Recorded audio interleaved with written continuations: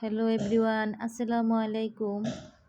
আজকে আমি একদম অন্যরকমভাবে একটি ভাজি করব। ভাজি আমরা সবাই করতে পারি, তবে আমি কিভাবে আজকে আলু ভাজি করি সেটা দেখবেন। আর নরম তুলতুলে রুটি বানাবো। এই যে আমি আটাটা রুটির জন্য প্রস্তুতি করতেছি। আমি পরিমাণ মতো গরম পানি দিয়ে ওদিকে আটাটা ফ্রাই করে নিলাম। এইদিকে আমি আবার ভাজির জন্য কুচিগুলো প্রথম তেল দিলাম দেখলেন, তারপর আলু কুচি দিয়ে দিলাম, এবার পেঁয়াজ কাঁচামরিচ দিয়ে, এবার আমি পরিমাণ মতো লবণ দিয়ে একটু হলুদ দিলাম। আর কোনো মশলা আমি এখানে দিব না। আমি এবার নেড়ে চেড়ে আমার 40 সেকেন্ডের মতো শুধু ডাকবো। ঢাকতে হয় না যদিও, তো আমি 30 থেকে 40 সেকেন্ডের মতো ঢাকছিলাম। এবার আমি এটা ভেজে নিব মনের মতো করে।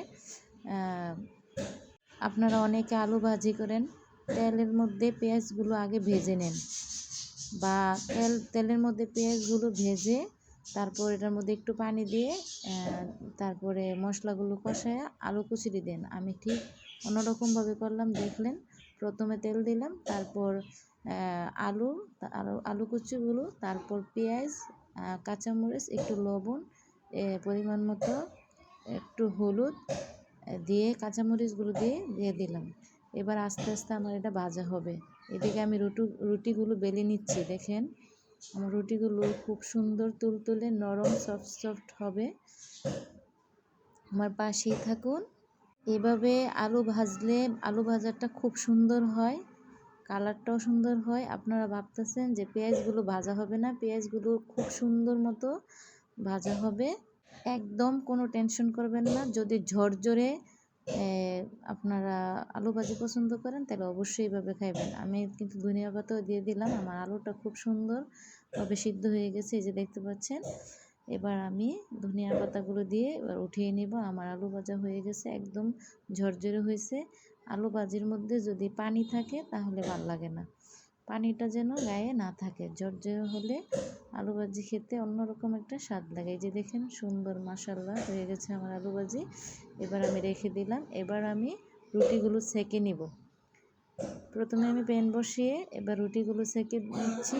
দেখবেন আমার রুটিগুলো খুব সুন্দর হয়েছে। আর তার ফাঁকে আমি আরেকটা উপদেশমূলক কথা বলতে পারেন, আমি আপনাদের সাথে শেয়ার করি। আমার মনে হচ্ছে যে আমরা যারা শহরে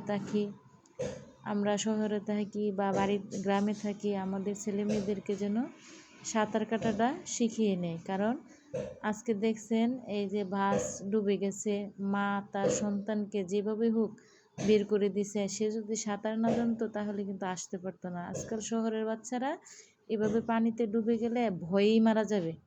তো আমার কাছে ভালো লাগছে। আল্লাহর হয়তো হায়াত রাখছে বাচ্চাটা, তাকে আল্লাহ দীর্ঘ হায়াত দান করুক, ভালো রাখুক।